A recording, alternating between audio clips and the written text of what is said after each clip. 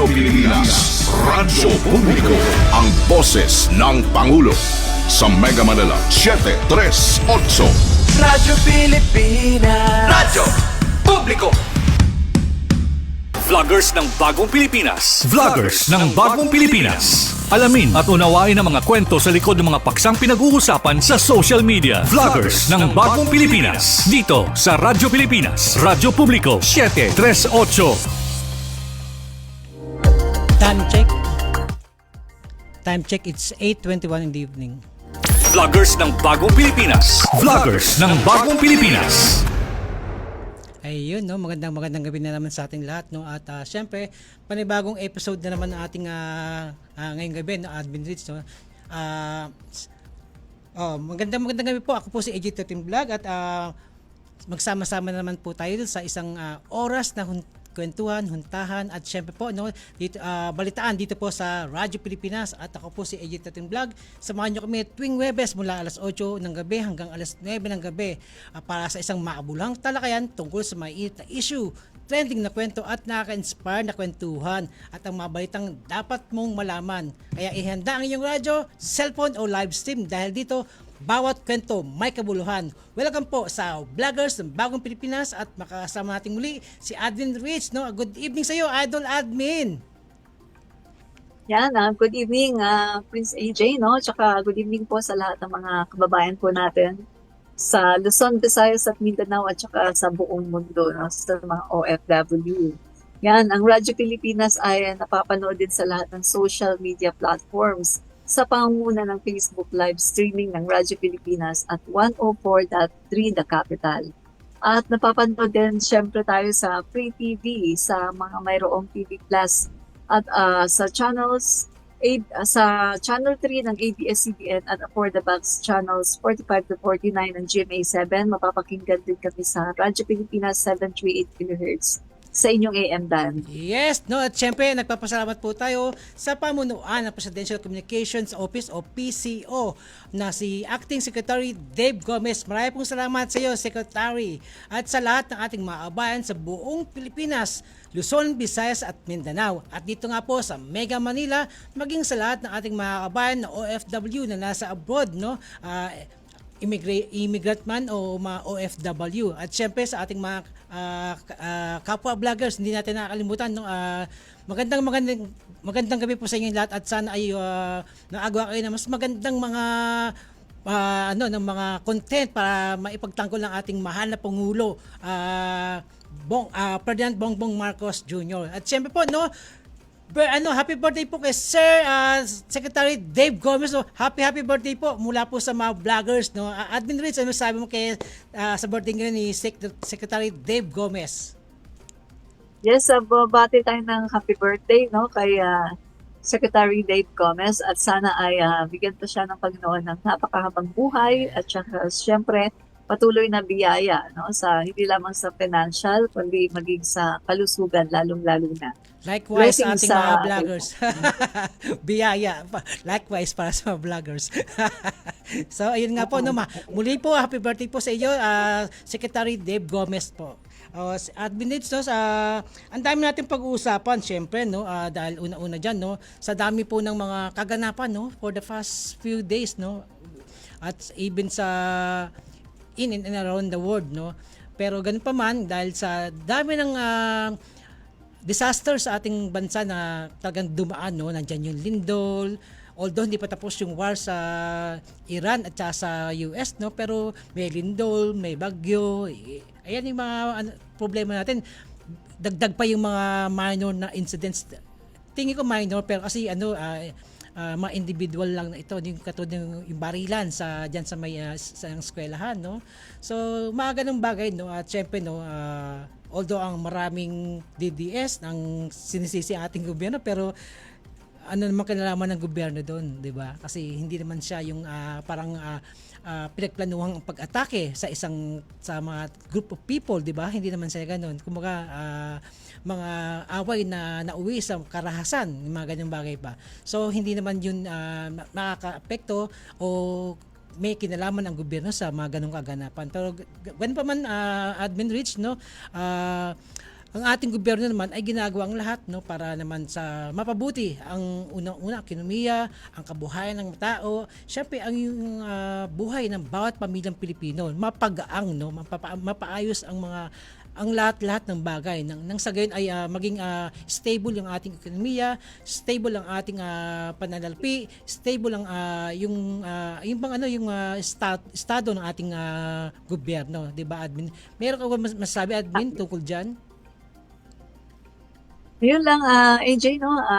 Dito nga sa nangyaring pamamaril ay unang-una kasi para sa akin, no, pamilya. Yung pamilya. At saka, isa pa, bukod sa pamilya, alam naman natin na 6 years, no? 6 years ay medyo yung mga pangit na asal ay Yes. namamagnify dahil sa dating Pangulo ng Yes. Pilipinas na yung bang siya mismo ang nagsasabi nito Oh, sa na-acquire tuloy, online, no? no? Kinikwento niya yung kanyang pagtsugi. 16 years old pa lang daw siya, nakatsugi na siya, no? ng isang nag-aaral din, no, sa university, no? So, makita natin na kinikwento niya yan, no? For 6 years, nakita natin na medyo na parang naging normal, no? Yung Yes, no? lahat. Ni-normalize Naging normal. talaga. Like pakarami, no? Tsaka yung mga harassment, yung mga violence, no? Parang Yes, naging totoo normal. yan. Years. Kaya, at AJ, no, sa pagkakaalam ko, yung namarel ay DDS daw. Yung tiyahin, Isang DDS no? daw. Isang pulis na mga, Oh, diba? DDS. Oh, yes, DDS siya. Pero, kaya malamang, no? Kaya ganun siguro. Hindi, tsaka isa pa, admin Rich, no? Yung pulis na tsay ng itong namarel ay hindi siya naging, tawag ito, naging masinop sa kanyang gamit, no? Dapat, yung mga ganyang bagay, una-una, baril yan. Dapat ikinikip niya yan ng mas sa tagong lugar. Hindi basta-basta makukuha ng bata, di ba? Dapat din, siyempre, no, hindi yan kumbaga naka-display lang sa bahay mo, parang nakasabit yung pantalon mo, tapos nandun pa yung holster, tapos nandun pa yung baril, 'di ba? Doon pa lang sasabihin na natin hindi siya naging maingat, no? Naging siya, naging pabaya siya para kasi mayroon siyang kasama sa bahay na maaring kuhanin, 'di ba? Especially yung mga bata masyadong mapupusok, no? So sa mga ganyang bagay, ang dapat talagang sisihin diyan yung pulis mismo dahil naging pabaya siya. Ikaw, ano man sabi mo? Tama ba yung nasabi ko? Okay din yan, no? Pero, yun nga, nagsama-sama na ibang factors. Yes. Tulad din ng sa pamilya, hindi masyadong, siguro, no? Hindi masyadong sasabihan ng bata ng Hindi mga caring yung value. family, no? Hindi caring. Oo. Family, tapos andyan yung environment, andyan yung 6 na taon, no? Ng dating Pangulong Duterte. Sama-sama na lahat, no? So, Tapos, yan, tama, no? Tama. Andyan pa yung dating naging DepEd Secretary na kita nyo, nagbabanta, di ba? Nagbanta Yes, sa oh, buhay yan, ng nakita. Pangulo. Oh, yung pa Yan. isang, So, malaking nakita factor yan, yan. Malaking factor yan talaga. Malaking factor yan, no? Yung pagbabanta ay easy na lang. Oo, parang ganun na lang talaga, easy lang. lang. Easy lang. Easy na lang. Yan. Imagine Kaya mo, malaking oh. influence. Yeah, totoo yan ang Malaking sinabi mo. influence. Totoo yan, totoo. To think na dati siyang, yung during na siya nagbanta, isa siyang DepEd Secretary. So, ito, estudyante. So, sinunod yung payo ng no? Parang na rin siya nagpayo o something na, ito gawin ninyo kapag kayo galit. Di ba? Kasi, DepEd Secretary ka, tapos ganyan yung asal mo. So, parang, yung mga estudyante na they look up to you, maaari kang sundan sa iyong mga pananalita, sa iyong mga gawi, sa iyong mga mararahas na pananalita. 'Di ba? So kasalanan talaga yan ni Sara Duterte. Hindi ng ating pangulo. Dahil una-una ating pangulo ay hindi naman naging marahas sa pananalita. Hindi naman naging naging violente sa kung anumang form ng ng galaw, salita o pag-iisip, no?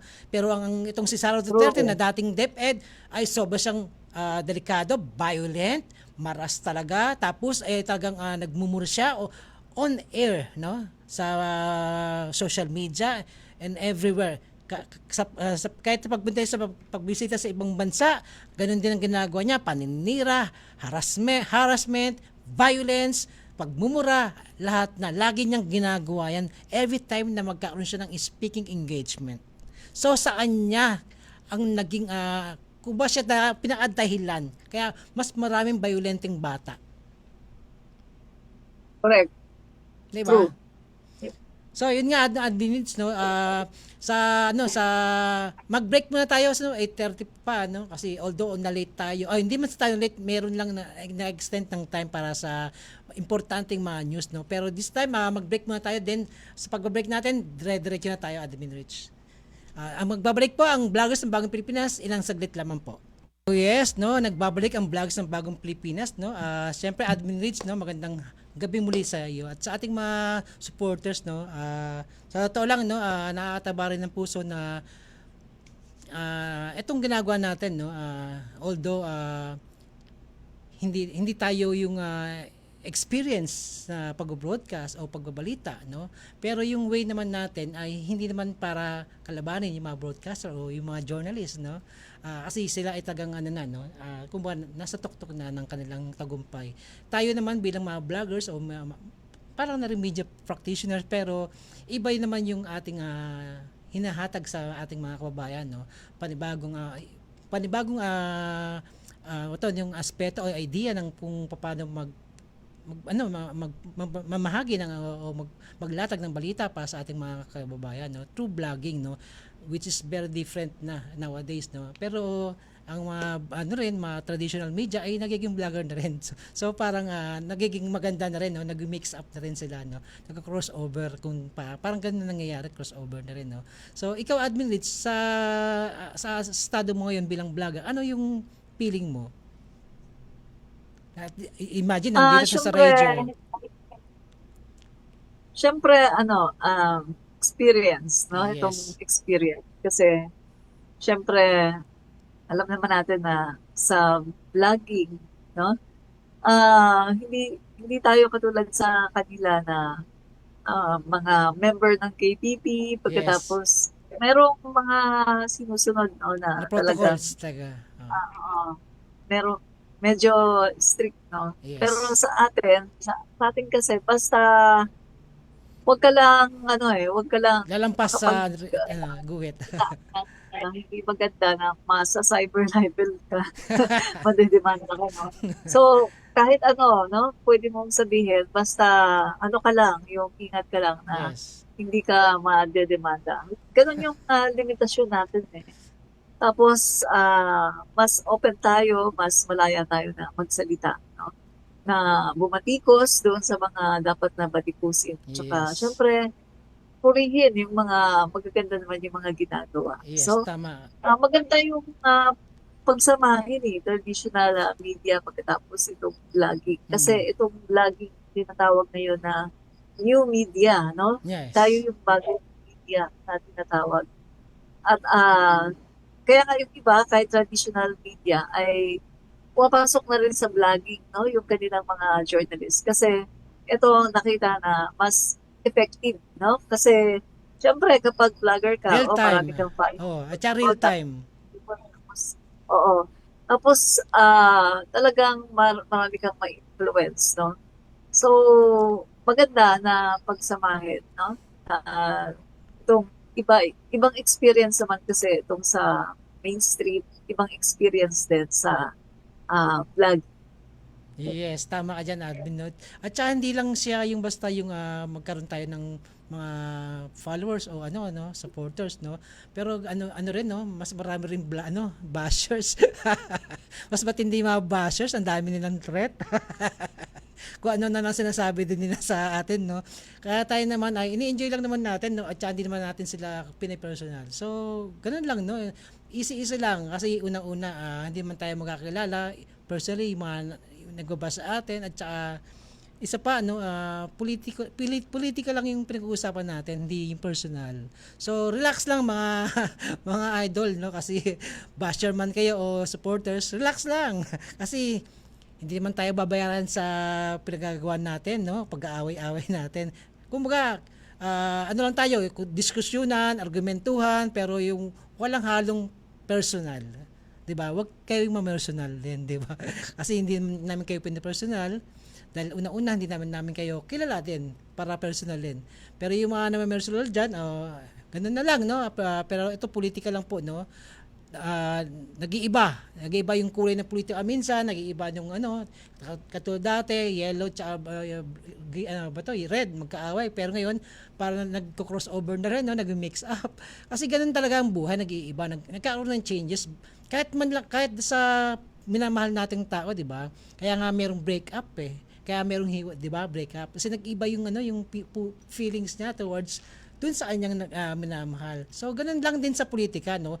Nag-iibang politika, yung agos ng mundo. So, wag masyadong hot.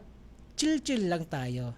So, ito, ang isa sa mga PBBM good news, no? Para sa ating mga kapwa Pilipino na sabi nga ng ating mahal na Pangulo, bawat bayan, makikinabang. Panoorin po natin to.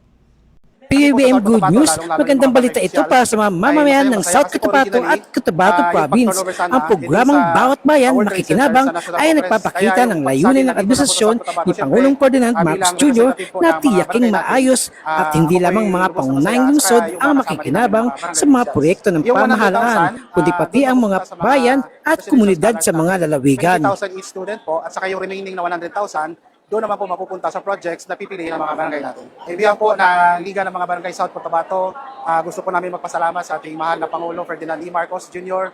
sa programang ito. Malaking tulong po sa mga barangays natin dito sa lalawigan po ng South Cotabato. Actually, it's difficult for us to survive every day kasi yung papa ko like minimum wage earner. Ako lang po yung nagpaparal sa sarili ko. Kanyang nalaman Kung ko maayos na na maipapatupad, makakatulong ito sa pagpapalakas ng lokal na ekonomiya, paglikha ng trabaho at pagpapabuti ng infrastruktura at pagpapalawak ng mga serbisyong panlipunan. Mahalaga rin na masiguro ang transparency at tamang paggamit ng pondo upang maramdaman ng bawat pamilya ang tunay na benepisyo ng programa. Hindi lang ako yung matutulungan, pati din sila. Bilang kapalit po sa pagdulong ng gobyerno sa akin, mag-aaral po ako ng mabuti and make sure na makakagraduate natin sa Latino. To the President is thank you for helping us. Thank you din po sa mga subsidies katulad nito for us, para sa aming mga estudyante. Nakikinig kami sa inyo kung ano ang sa palagay ninyo ang mga kulang, ang mga kailangan pang gawin, ang mga solusyon sa mga problemang nakikita natin. Kaya huwag po kayo magdadalawang isip. Kapag meron po kayong gustong sabihin, lapitan po ninyo ang inyong chairman, lapitan ninyo ang inyong mayor, lapitan ninyo ang inyong governor. At sabihin ninyo na yung mga government agency pati, sabihin ninyo. At kung kayang gawin ng pamahalaan. Sa uli, ang tagumpay ng anumang proyekto ay hindi nasusukat sa dami ng inunsad na proyekto, kundi sa aktwal ng pagbabago sa buhay ng mga tao. Ang bawat bayan ay tunay na makikinabang. Mas magiging matatag ang pupunlad ng buong bansa. Ito si AJ13 Vlog, ang vlogger ng Bagong Pilipinas, nag-uulat para sa Radyo Pilipinas. Ayun, no, Admin Rich, no, nakita natin naman dun sa South Cotabato naman, tsaka sa Cotabato Province, na mahagi ng pera o ng programa ang ating mahal na Pangulo, Marcos dyan. Ikaw, ano masasabi mo sa ganaging programa ng ating mahal na Pangulo? Siyempre, AJ, no, nakakatuwa kasi talagang yung Pangulo natin, sabi ko nga, kapag namamahagi, no, ng mga ayuda or mga financial assistance, talagang madalas nandun siya, no, bumababa siya sa kung saang lugar man yan, no, minsan kahit sa mga remote areas na sa tingin natin parang delikado, no, delikado Totoo kasi yan, delikado. alam naman natin, no, delikado yung buhay niya, masyado siyang exposed, no, tapos dami mga tao lumalapit sa kanya, tinatouch siya, niyayakap siya, hindi natin alam kung ano ba, no, kung mamaya merong mga gagawa na hindi maganda. Pero nakabahala.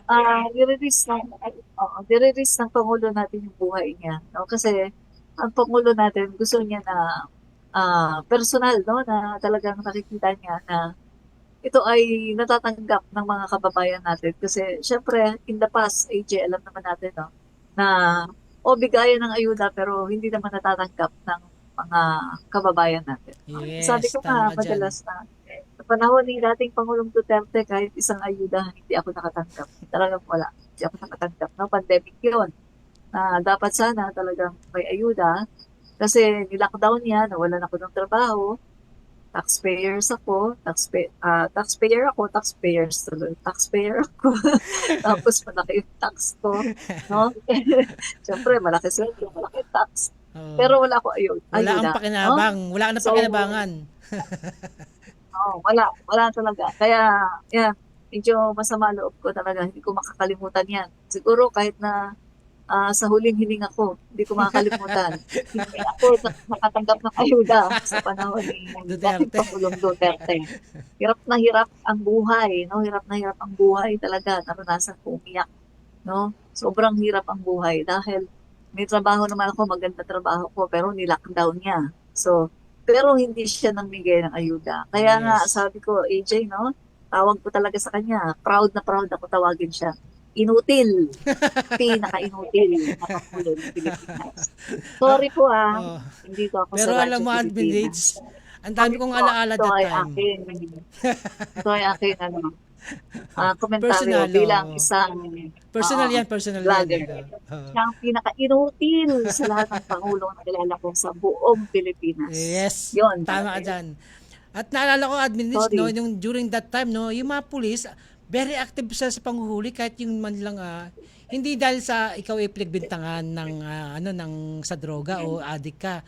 Yung mga after ng 10 p.m. na gustong-gusto lang manghuhuli, parang curfew, kahit galing sa trabaho, galing ka sa ganyan, nanguhuli pa rin sila. So, hindi naman parang, kasi ang meron silang tinatawag na quota eh. So, imagine mo, nung ako ay nandyan sa may Sulaiman, sa may Manila Bay, galing ako sa Cavite yata, nagbike kasi ako, nakauwi na ako dito sa Manila. So, after that, no, nagpahinga ako dun sa may mga halamanan doon, di ba may chair doon sa halamanan. Umupo ako doon kasi napagod ako kababike. Galing ako ng 13 Martires yata noon. No? So, muna ako ron, umupo. Nagkataon pala, hindi ko napansin na 10 na pala. No?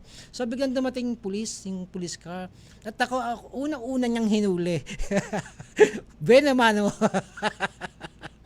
Tapos sabi niya, labas mo lisensya mo. Nagtaka ko sa niya, lisensya, bike lang nung tundal ako, anong lisensya hanapin, bibigay ko sa'yo.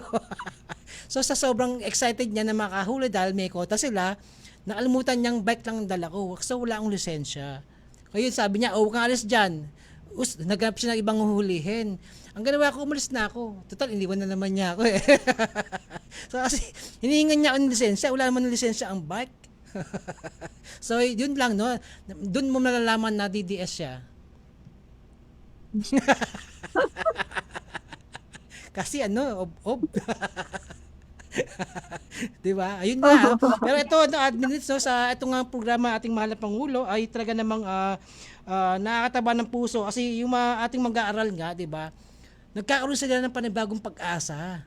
Yung parang, di ba, parang gusto man tumigil tapos alam mo matalino ka tapos mahirap kayo tapos walang kakayahan yung magulang mo kahit man ng pambaon, di ba? Kahit pamasahe man lang, ang layo-layo ng dalakarin mo kung sa probinsya ka tapos wala kang baon kahit man lang 10 piso. So lalakarin mo tapos wala ang pagkain din. So hirap na hirap ka nun. Sabi nga nung, di ba, nung babae na siya nagtatrabaho na nga siya para paaralin yung sarili niya eh. Pero ito, may programa ang ating gobyerno regarding dito sa bawat bayan makikinabang at yung scholarship, presidential scholarship, di ba, program na yan. Napalaking tulong ito sa kanila dahil nga meron na, parang nagkaroon sila ng panibagong magulang na aalalay, no, at susuporta sa kanilang pangangailangan sa edukasyon nila para ma-reach nila kung yung goal nila, yung mapangarap nila sa buhay. 'Di ba, admin? Napalaking tulong yun kasi unlike before na hindi pa ganoon kalaki o kalawak yung mga programa ng gobyerno noon, no, para sa getong, although meron dating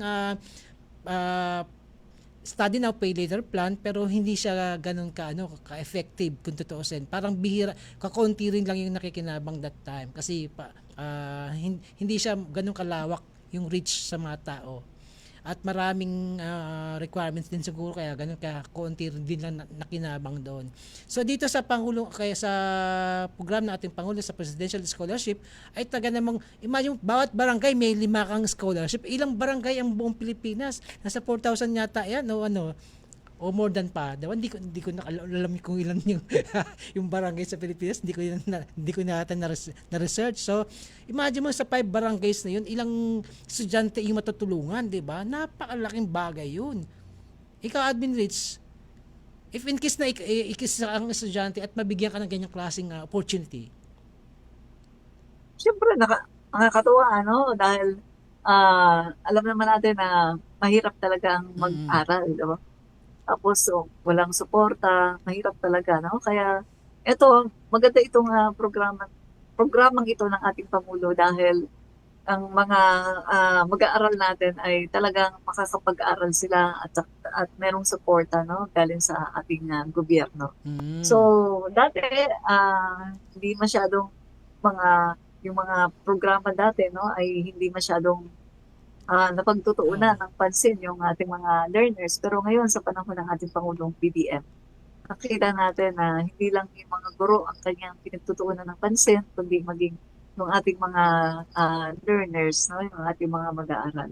Yes. Kaya maganda ito, LJ, no, nakaka-inspire at saka talagang, syempre, dapat sisipagan mo ang pag-aaral kasi nandiyan na, no, may suporta. Yes, tama ka dyan, Admin Rich. Imagine mo, no, meron silang 20,000. Tapos, magpapabundis ka ba nun sa boyfriend mo? O mangbubundis ka ng girlfriend mo? Dapat wag na, no? Stop mo na kasi meron tumutulong sa'yo na mahiya ka naman kasi ang gobyerno, imagine mo, ang dami-dami nyo sa barangay ninyo pero 5 yung napili para tapos ikaw yung isa sa napili. So, magpapabundis ka pa ba niyan sa boyfriend mo? Di ba hindi na? So mag-iingat ka na. So sa ating mga estudyante, mag-ingat po, no, na maagang maging ina. At yung ating mga pangarap sa buhay, yun muna unahin nyo kasi napakaling bagay yun dahil kayo ang unang-unang makatulong sa bawat pamilya ninyo.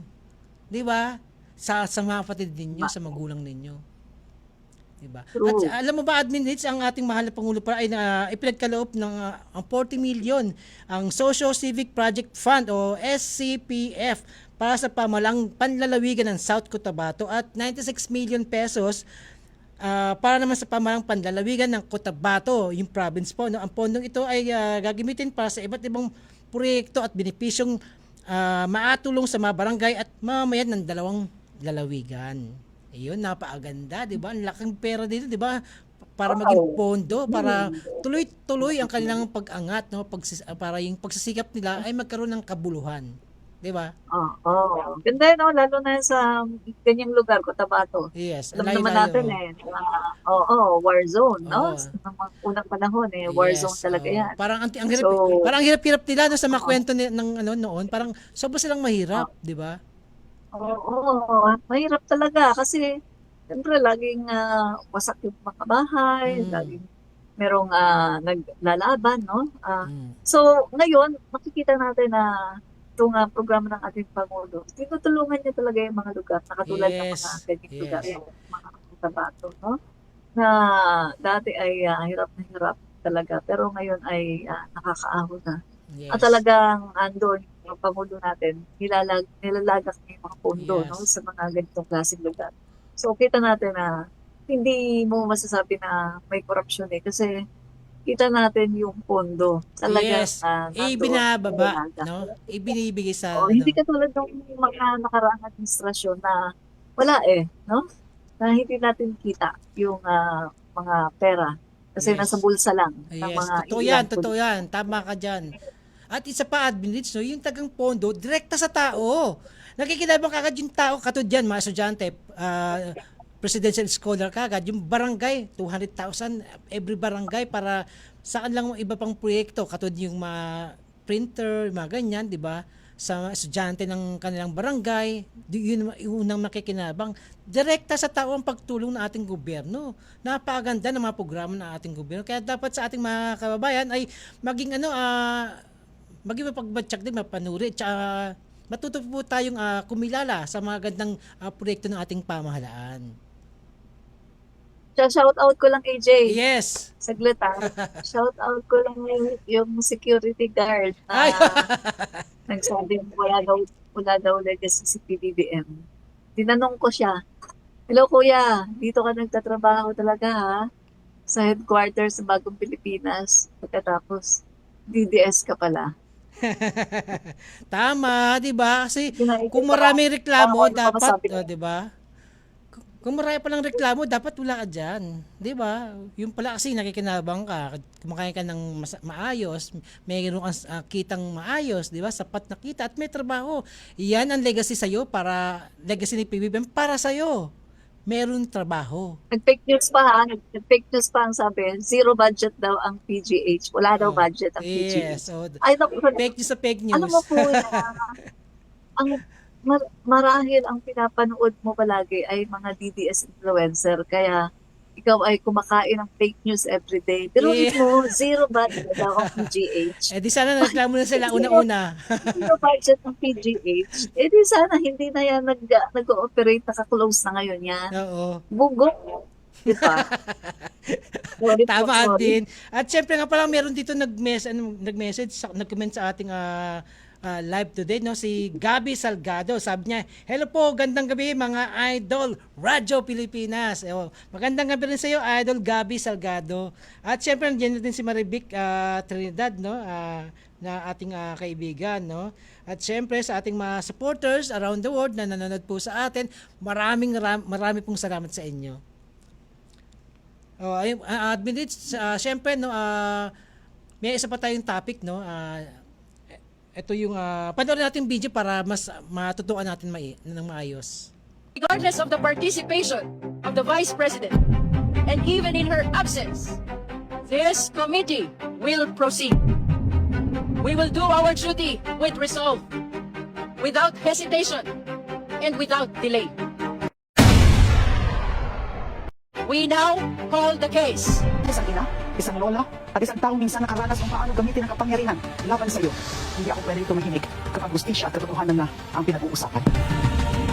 Nalaki ako sa Iloilo na hindi pangkaraniwan, hindi espesyal, at ulan ang buhay namin ang pangkaraniwang Ilonggo. At natutuwa ako na ang ganung pagpapalaki ay nakaramdam ang totoong buhay ng Pilipino, ang totoong buhay ng mga Ilonggo sa ating probinsya. Kasama ito sa paghamon ko. That's why this impeachment is very important for me because this is a big step towards integrity in public service. Kung walang sala, dapat i-acquit. Kung nagkasala, dapat i-convict at tanggalin sa pwesto. Growing up, I loved comics, and the one who stayed with me was Iron Man. Not because he was perfect, because he wasn't, and he stood up anyway. He was an ordinary man, no superpowers, who chose to use everything he had to protect others. That's what public service really asks of us. The courage to stand your ground when the pressure is immense, to speak when silence is safer. Siyempre yung papel ng buong student politics no, doon sa buong buhay ko sa high school at sa universidad. Malaking bahagi po roon yung siyempre nagkaroon po talaga ng malinaw na panindigan para sa kapakanan po ng bayan. At the end of the day, hindi ito tungkol sa kulay o kampo. Bilang abogado, ang tungkulin ko ay hanapin ang katotohanan, ilatag ng ebidensya, at siguraduhin mo na iganti siya sa tamang proseso. And maybe that's why our generation also asks the harder question. We challenge systems, we demand transparency. It's what the kind of democracy my generation will inherit and eventually leave behind. I'm a very hands-on and doting mom. Doon nanggagaling ang motivation ko sa pagiging isang prosecutor. When you value your family deeply, you also value integrity, stability, and truth. Dala ko pa rin ang pagiging batang Quiapo. May ingay, may emosyon, pero sa gitna ng lahat ng yun, kailangan mo pa rin hanapin kung nasaan ang katotohanan. Ang pagpili sa akin bilang miyembro ng prosecutor ay hindi lang malaking oportunidad at hindi lang malaking hamon, kundi malaking atas sa ipaliwanag sa mamamayan. Para saan ito at kaninong kinabukasan na pinag-usapan? People often see someone like me as the underdog, but they forget all dogs have teeth, even so-called underdogs. And when truth is under attack, you learn that staying silent is never an option. Public office is a public trust. Public officials are accountable to the people at all times. Kapag may katiwalian, dapat may pananagutan. Kung mas matimbang ang ebidensya ng depensa, dapat i-acquit, dapat pawalan sala. Pero kung mas matibay ang ebidensya ng prosekusyon, dapat i-convict, dapat managot. The 11 prosecutors have a very clear resolve. We stand for the Constitution. We stand for accountability mechanism. We stand for the best interest of every Filipino across the world. Sama-sama kung tayong maging bahagi ng paggulong ng demokrasya sa ating bansa. Let us uphold the supremacy of the sovereign Filipino people. Para po ito sa lahat ng Pilipino, sa ating mga anak, apo, at mga darating pang henerasyon. Today, let us all stand at the right side of the Philippine history. Mabuhay ang bansang Pilipinas. Tutukan ang kwento sa likod ng paninindigan ng labing isang kongresista na kaharap sa isa sa pinakamabigat at pinakamakasaysalang paglilitis sa bansa.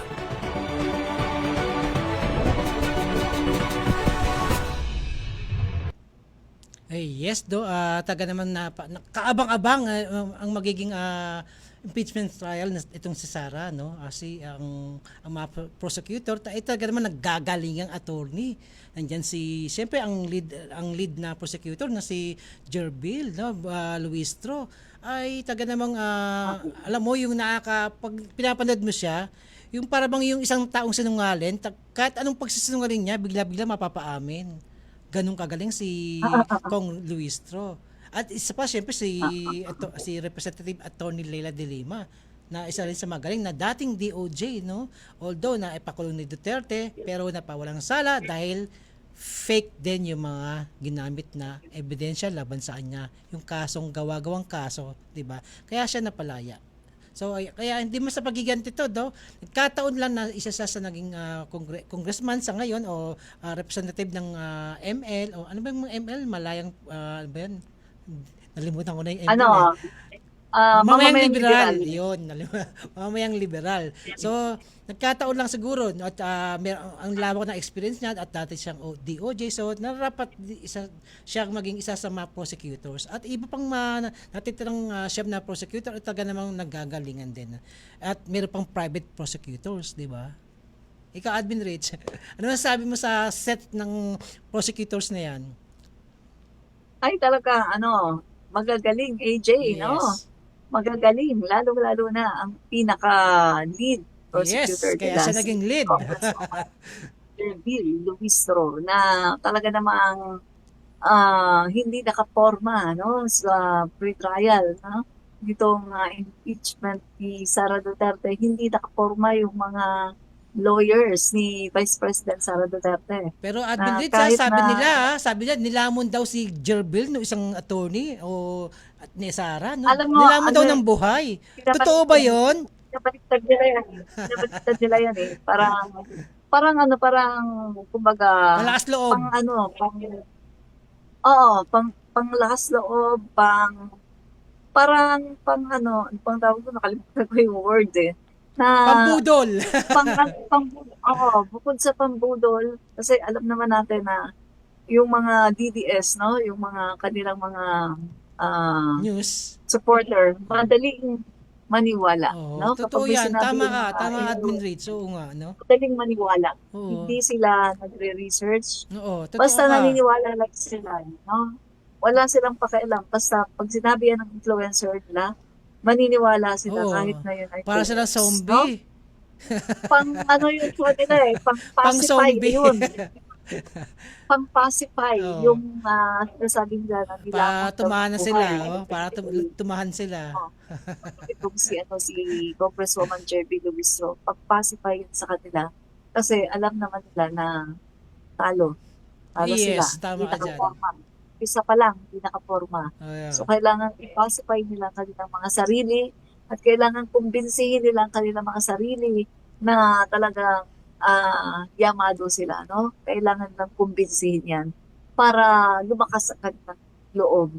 Pero kahit na down na sila, pinipilit pa rin lang na palakasin ang kanilang mga loob. Yes, diba? no? Oh. Sa pamagitan ng Pampalakas loob pagkakalat. talaga, no? Totoo. Kaya alam mo ba may nabasa ako, yung dating binugbog na sheriff ni Sara ay isa sa magiging witness para patotohanan na itong meron siyang attitude o yung character na taga namang nakasira, no? At hindi dapat na nakakupo sa posisyon, especially sa mataas na posisyon ng gobyerno. 'Di ba? Anong pangalan ni sheriff? Nalimutan ko na. Nag-iisa sa mga testigo. Oo. Nakalimutan ko rin AJ, no? Pero Kabang-abang yan, nakabang-abang. Ano kaya ang gagawin ni Sara ulit dyan? Jujumbagin ulit niya. Ba't ka parang sasalita rito? Hindi na naman yan pupunta. Oo, di pupunta yan. Hindi Wala pupunta yan. yan. Pero hindi naman siya makakaiwas. Hindi Kahit taga siya makakaiwas. pupunta, Oo. diba? Kahit hindi siya pupunta, tuloy-tuloy yan. Yes, Basta totoo yan. Kasi ang dami-daming kaso niyang nakakaharapin talaga. At hindi ko lang alam kina Ivy, no? Kung ano ba, aagawin niyo pa ba yung presidency kay Senator Win Gatchalian? Oo. Tama na, San Aimee. Humahaba na eh. Hindi yung baba yung usapan, yung yung sa trial. Iba, kasi alam mo yung mga yan, hindi yan sumusuko eh. Hindi yan sumusuko. So, malamang, nagpaplano na naman yan, no? Yes, meron yan. Meron talaga yan. Lalapit ng July 6, mga agaw na naman sila. Yes, ng totoo yan. Para magawa nila ang kanilang gusto na ipagtanggol si Sara Duterte. Real talk, no? Yes. Sa totoo lang. Totoo yan. At syempre, advantage, no, sa mga ganyang bagay, namayat si Sara, kakaisip, no? Napansin mo si Sara, parang payat niya ngayon, di ba? At saka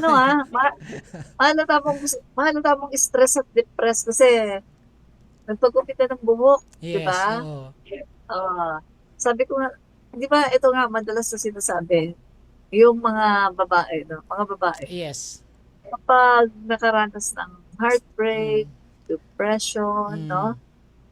Once na nagpagupit yan ng buhok, ibig sabihin, oy, ito na, no? Yan, palatandaan yan, AJ, na talagang siya. Dumadaan sa stress o sa depression. Stress, depression.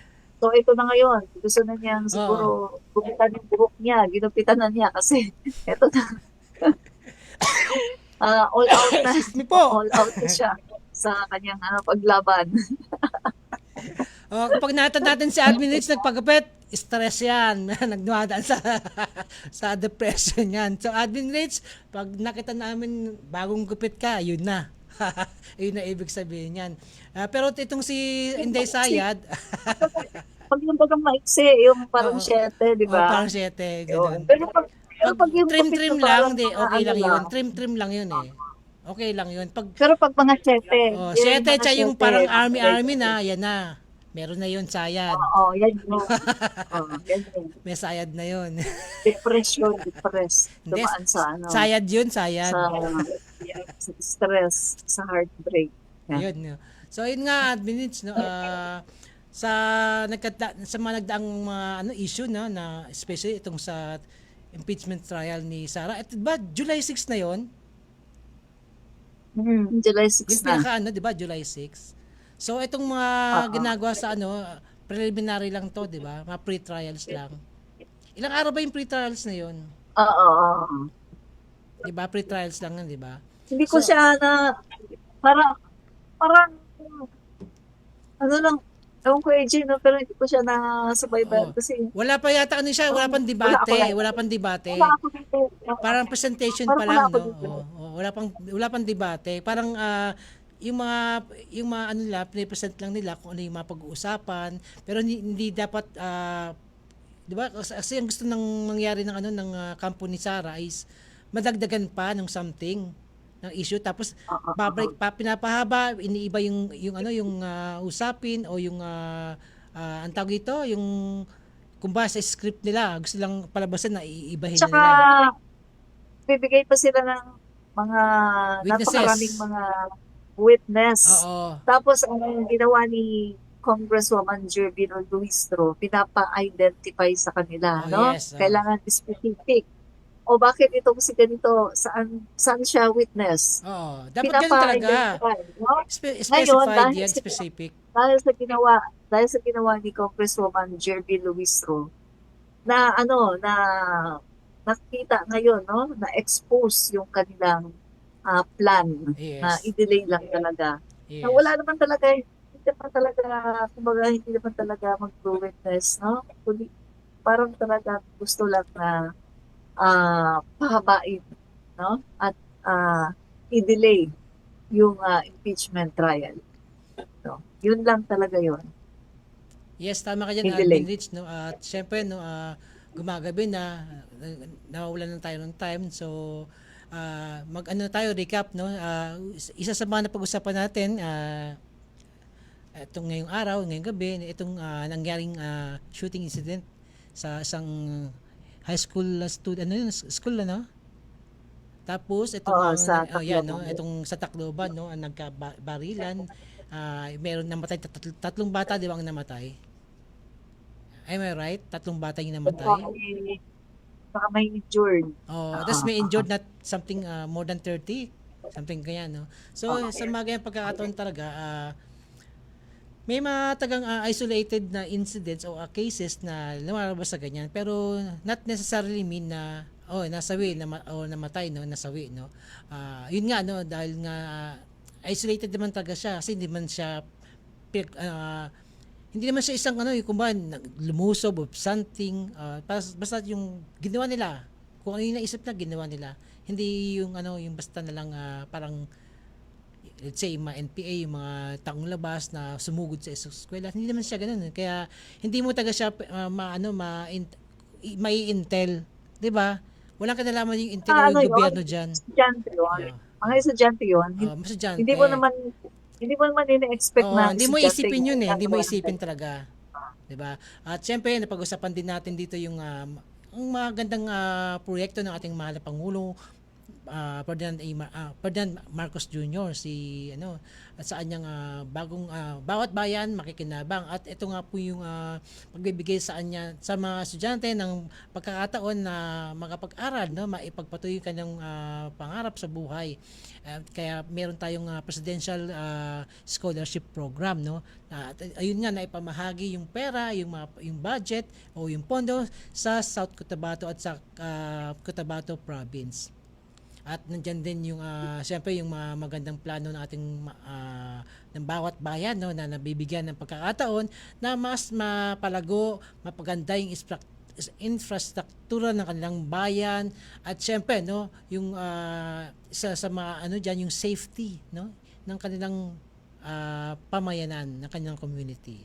At ganoon din po yung isa sa napag-usapan natin, ito yung impeachment trial, no, at ipinakalala nga yung labing isang prosecutors ng gobyerno o ng Congress, no, para sa darating na impeachment trial ni Sara ay sila ang uusig. At nandiyan din siyempre yung 10 private prosecutor din, no, na uusig din kay Sara, no, sa naging issue kung bakit tayo merong impeachment trial. At siyempre yung depensa ni Sara na gustong i-extend o palawakin lang para panggulo lang, kasi alam naman nila taga na wala na silang maidepensa sa magiging ng prosecutors. Ikaw, Admin Rich, ano pang masasabi mo? Ayun, AJ, no, tuloy-tuloy na ito, talaga namang aabangan ng buong sambayan ng Pilipino, dahil alam naman natin na majority ng mga Pilipino ay gusto talagang matuloy itong impeachment trial na to, dahil napakaraming mga katanungan, mga issue na dapat na sagutin, no, si Vice President Sara Duterte na matagal na niyang iniiwasan at hindi niya sinasagot. Diba? Yes, Sabi nga niya, I want a bloodbath, pero archive lang niya itong kanyang impeachment trial last year. At ito nga, hindi tumigil itong mga civil society group at talagang naghain ng another impeachment. At ito, kailangan sagutin na niya ito, no?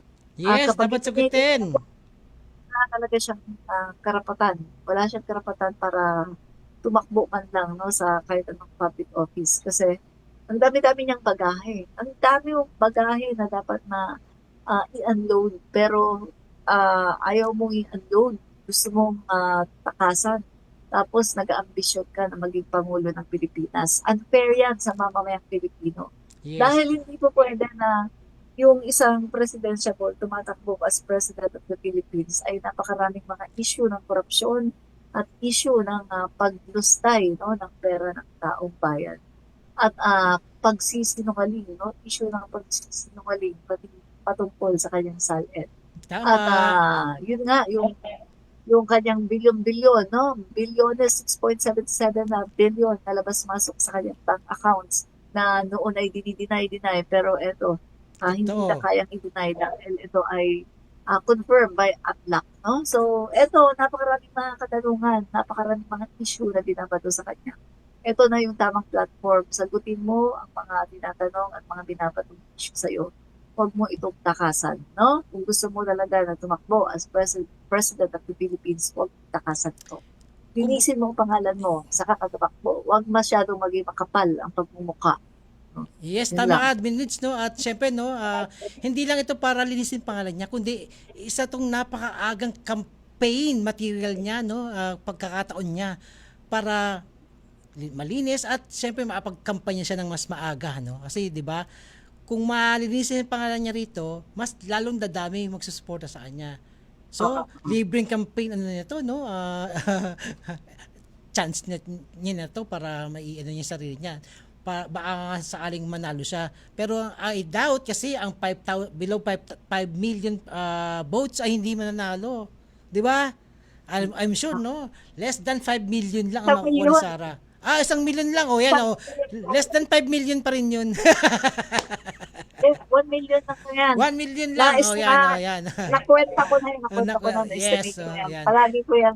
Kaya Admin Rich, no, sinasabi ko bati ka na sa ating mga supporters, no? So, maraming salamat kay Ame Rusul, Florcita Anakaya. Maraming salamat sa pag-nanood, no?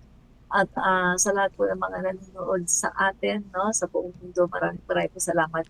At saka syempre, salamat po sa Radyo Pilipinas at saka sa mga staff ng Radyo Pilipinas. Maraming salamat.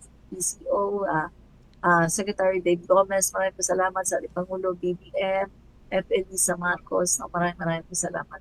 At sa lahat po, mga kaibigan ng nanonood dito, maraming salamat. No?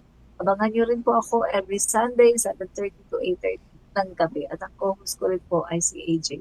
Yes po, no. Ito na po si AJ13 Vlog po, no. At maraming pong salamat sa inyong patuloy na suporta sa amin dito sa Vlogs ng Bagong Pilipinas sa Radyo Pilipinas. At syempre po, dahil sa inyong pagtutok, pagsuporta ay kami naman po ay nainganyo at nagiging sumisipag, no? Medyo tamad-tamad pa nga ako ng konti. So ganun pa man, no. Maraming salamat po. At syempre po, no, happy birthday pong muli kay Secretary Dave Gomez po at maraming pong salamat at ganoon din po sa ating mahal na Pangulong Bongbong Marcos, no, sa pagbibigay ng chance na para tayong mga vloggers ay maiba naman yung mundo natin. At ito nga, nandito tayo sa mainstream media para maiba, no? Mabigyan tayo ng pagkakataon, malay mo, no, may mga ibang network dyan na, na medyo mahilo at tayo ay kuhanin ng servisyo. So ganun pa man, at syempre kay First Lady Lisa Marcos, no, dahil sa totoo lang, no, sa mga kanyang mga proyekto, especially ito nga pong yung Pasig Esplanade, tapos yung Love for All. Ang dami-daming ginagawa ng proyekto ng ating mahal na First Lady. Katulad ng ginagawa ng dating First Lady Imelda Romualdez Marcos, no. Siya talagang nagpatuloy at talagang ang gaganda ng ginagawa niya. Meron din yung pagpapagawa ng university para sa mga law student, 'di ba? Naibalita na rin natin 'yan. So, sa ating mga kabayan, patuloy lang po tayong maniwala na tayo ay uunlad bilang mga Pilipino at ang ating bayan, no? At muli po, next Thursday po ay abangan niyo naman po kami sa 1 oras ng untahan at magandang talakayan para sa dahil ang inyong mga kwento ay dito ay siguradong mapapakinggan. At syempre po, no, sa ating mga followers po, kay Miss Wilma, at ganun din kay Ami Rasul. At syempre sa ating sa aking tiyahin dyan, na nanonood si Therese, si Ate Babe, Tita Babe, si Tita Mel, at si Tita Zen, no. Maraming salamat sa patuloy niyong pagsuporta sa akin at sa ating mga supporters. Maraming salamat po at magandang gabi po sa inyong lahat. Bye-bye!